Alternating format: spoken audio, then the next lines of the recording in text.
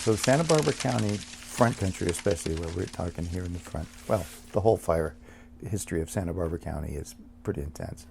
We've had some historic, major, large area fires. And my UCSB studies, when I was learning to be a firefighter in the Forest Service, I did my senior thesis on the fire history of Santa Barbara County.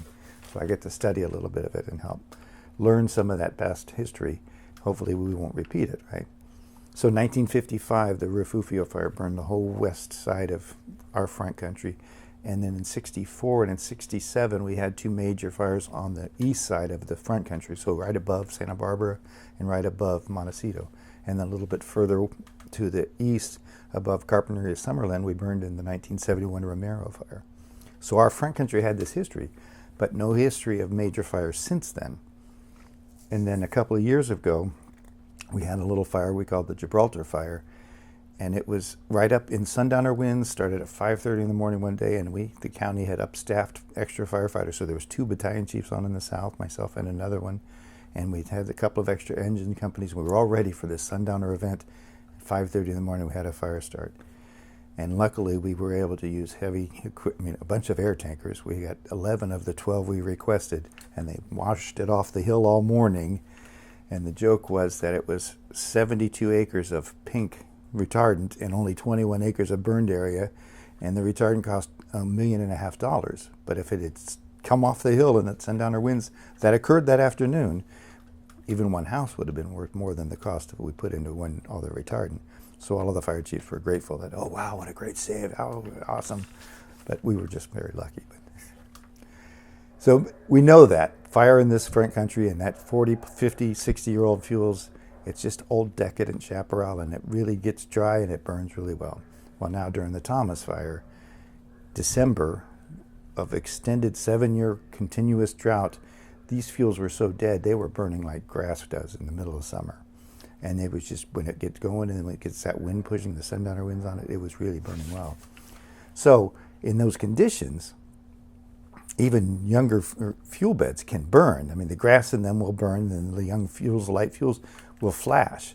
But the key is when they might flash for an hour with wind and slope directing it, but as soon as one of those two backs off, and as soon as it gets cooler at night, that grass goes out. The heavy fuels can burn all night and keep the heat in it. And so the younger fuel beds are much easier to fight fire in and give us a chance to make a stand. And that certainly happened here, where even though 10 years old people are telling me, that 10-year-old fuel bed, that Jesucita fire, if that fuel bed will burn. Well, it didn't burn. It spotted in it and it ran a little bit, but it didn't keep running like the fire had done all the way to get there. So we use the younger fuel beds. And of course, we talk about this, and this is something that we always think about. Ventura County right now has got some big fires going on today, just like they did last winter. About this time they started burning. And we talk about 2 different fire regimes. You know, that soft chaparral scrub kind of community, sage and sagebrush, can grow back faster and burns 10, 15 years. It'll burn again. But this hard chaparral, the chamise manzanita, the big stands of ceanothus and chamise, those things take a while to grow back and make that big, heavy fuel bed.